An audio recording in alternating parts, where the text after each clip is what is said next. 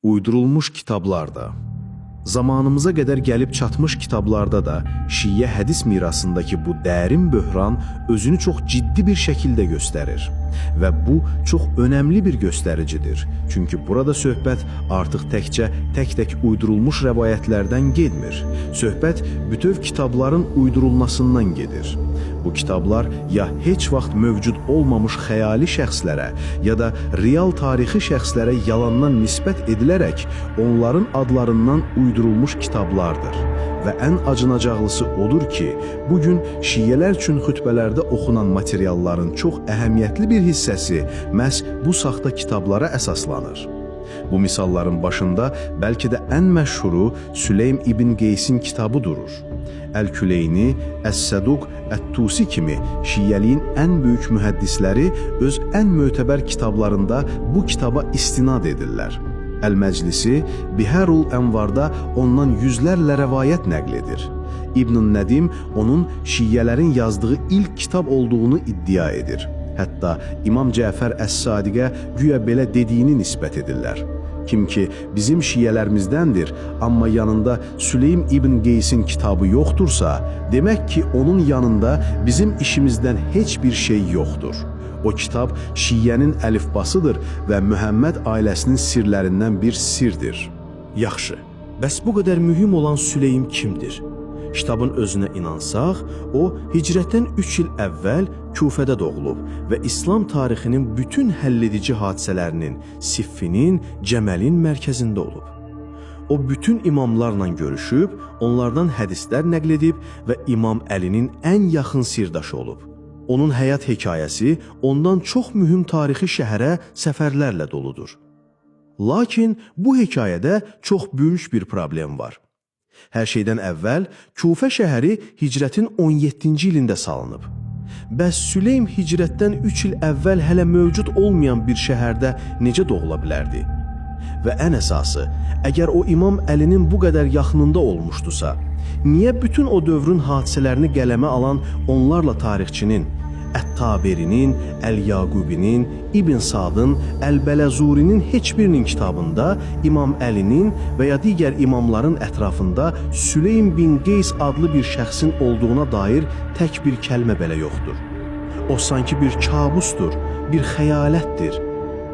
Məhz buna görə də İbnül Qadiri kimi klassik şiə alimləri belə deyirdilər ki, bizim şeyxlərimiz belə deyərdilər ki, Süleym tanınmır, heç bir xəbərdə onun adı hallanmır. İbn-i Əbil-Hədid isə daha kəskin danışaraq yazır ki, mən bəzi şəxslərdən eşitmişəm ki, bu adın heç bir gerçək daşıyıcısı olmayıb, yəni dünyada Süleym bin Qeys adlı bir şəxs mövcud olmayıb və ona nisbət edilən kitab tamamilə uydurma və əsassızdır. Hələ öz zamanında böyük alim Şeyx Əl-Müfid bu kitaba qarşı çox ciddi şübhələrini ifadə edərək yazırdı ki, bu kitab etibarlı deyil və onun böyük əksəriyyətinə əsaslanmaq caiz deyil. Kitabda qarışıqlıq və tədlis, yəni aldatma var. Əl-Behbudi kimi müasir araşdırmaçılar isə qəti şəkildə bildirirlər ki, bu kitab 2-ci əsrin sonlarında Qulatdan, yəni ifratçı şiələrdən olan bir nəfər tərəfindən uydurulub və sonradan hilə ilə şiə hədis dövriyyəsinə salınıb. Hətta kitabın bugün əlimizdə olan nüsxələrinin özləri arasında o qədər fərq və ziddiyyət var ki, Əl-Xoyi və Təbrizi kimi alimlər onun orijinal olub-olmadığını bilməyin qeyri-mümkün olduğunu etiraf edirlər. Bir başqa misal isə İmam Cəfər Əs-Sadiqə nisbət edilən Müfəddəlin Tövhid kitabıdır.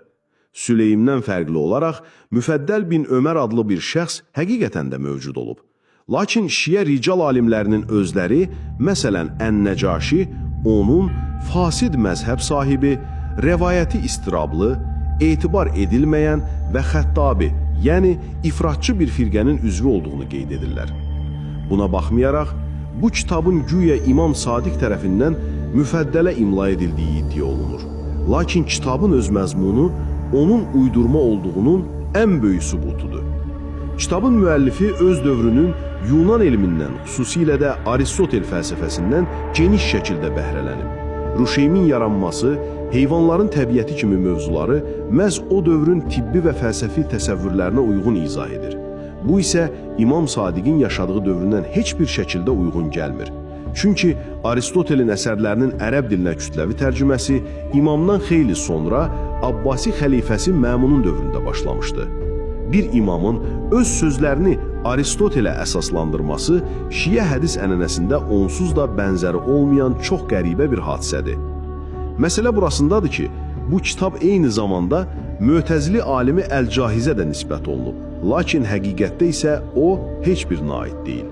Müasir tədqiqatlar bu kitabın əslində 3-cü əsrdə yaşamış Nestorian bir xristiyan müəllifi olan Cibrail bin Əbin Nuh Əl-Ənbərinin əsərinin Şiə adaptasiyası olduğunu ortaya qoyur. Göstərə biləcəyimiz daha bir misal 11-ci İmam Həsən Əl-Əskəriyə nisbət edilən təfsir kitabıdır.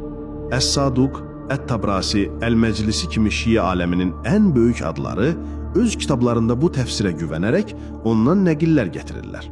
Mühəmməd Təqi Əl-Məclisi deyir, imamların sözləri ilə yaxından tanış olan hər kəs bu kitabın onların sözü olduğunu anlayar. Əs-Saduq kimi birinin ona etimad etməsi onsuz da kifayət edir.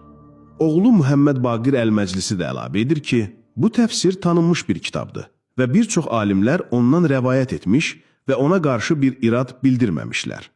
Lakin bütün bu təriflərə baxmayaraq, Şiə aləminin daha mühəqqiq, daha tənqidçi bir hissəsi bu nisbətin tamamilə yalan olduğunu və bu təfsirin imamın adından uydurulmuş saxta bir kitab olduğunu qətiyyətlə bəyan ediblər. Məsələn, böyük alim Əbul-Qasim Əl-Xoyi heç bir tərəddüd etmədən yazır. İmam Əl-Əskəriyə nisbət olunan bu təfsirə nəzər salan hər kəs onun uydurma olduğunda zərrə qədər şəkk etməz. Mühəqqiq bir alim belə bu cür bir təfsir yazmaz. O ki qaldı imam yaza. Şeyx Mühəmməd Cəvad Əl-Bəlaği deyir. Biz ayrıca bir risalədə ispat etmişik ki, bu uydurulmuş və iftira olunmuş bir əsərdir. Mühəmməd Təqi Ət-Tustəri isə bu nisbətin bir böhtan və iftira olduğunu yazır və bunun üçün uzun-uzadı dəlillər ortaya qoyur. Bir başqa misal Misbah-ı Şəriyyə kitabıdır ki, bu da İmam Cəfər Əs-Sadiqə nisbət edilir. Maraqlıdır ki, Hicri 7-ci əsrə qədər Şiə ədəbiyyatında bu kitab haqqında heç bir xəbər yoxdur. Onu ilk dəfə elmi dövriyyə salan İbn Tavus olub. Ondan sonra isə Əl-Məclisi kimi bir çox böyük alimlər bu kitaba güvənərək ondan nəqillər gətiriblər.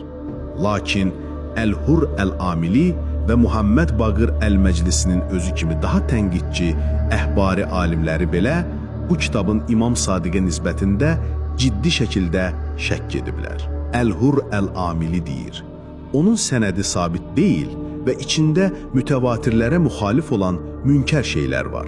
Əl-Məclisi isə əlavə edir, onun üslubu da imamların digər sözlərinin üslubuna bənzəmir. Burada daha da maraqlı bir misal var. 7-ci əsrin böyük Şiə alimi İbn Tavus Ət-Təraif adlı bir kitab yazır.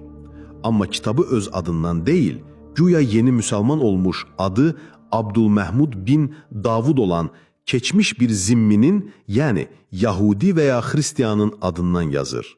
Bu uydurma müəllif kitabın əvvəlində deyir ki, o bütün dinləri və məzhəbləri araşdırıb və tamamilə neytral bir mövqeydən Şiəliyin ən haqlı məzhəb olduğu qənaətinə gəlib. Şiə alimi Əş-Şəhid Əs-Sani bu metoda heyranlığını bizlətmir və yazır ki, müəllif özünü neytral bir şəxs kimi təqdim etməklə oxucunun zehnindəki təəssübkeşliyi aradan qaldırmaq və onu haqqa daha tez çatdırmaq məqsədi güdüb. Başqa sözlə desək, İbn Tavus oxucularını aldatmaq üçün özünü başqa bir adla, başqa bir kimliklə təqdim edib və Şiə alimləri də bunu gözəl bir üslub hesab ediblər. Və nəhayət Şiə hədis mirasının nə qədər kövrək bir təməl üzərində dayandığını müasir dövrün ən böyük Şiə mühəqqiqlərindən olan Şeyx Muhammed Asif Əl-Muhsini bu etirafı bütün çılpaqlığı ilə ortaya qoyur. O, Bihərül Ənvar kimi nəhəng hədis külliyatlarının qaynaqlarını təhlil edərkən yazır. Ana qaynaqlar və referens sayılan hədis kitablarından bir çoxunun nüsxələri öz müəlliflərindən Bihərül Ənvar, Vasail-ü Şiə, Əl-Vafi kimi sonraki kitabların müəlliflərinə etibarlı silsilə sənədlərlə çatmayıb. Əksinə, sözü gedən bu nəhəng hədis kitabları həmin rəvayətləri bazarlardan, kitabxanalardan götürülmüş və 100 illər boyunca kimlərin əlində olduğu bilinməyən, halı məchul olan qaynaqlardan nəql ediblər. Bu, inanılmaz dərəcədə təhlükəli bir etirafdır. O, açıqca deyir ki, Şiəliyin ən böyük hədis ensiklopediyalarını tərtib edən alimlər istifadə etdikləri yüzlərlə qədim kitabın onlara səhih bir yolla çatıb-çatmadığını bilmirdilər.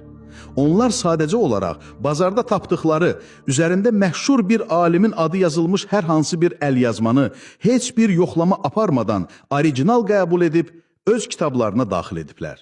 Bu isə yuxarıda bəhs etdiyimiz o saxta Süleym bin Qeys, Müfəddəlin Tövhid kitabı və Həsən əl-Əskərinin təfsiri kimi yüzlərlə uydurma kitabın şiəliyin ən etibarlı sayılan mənbəylərinə necə daxil olduğunu mükəmməl şəkildə izah edir.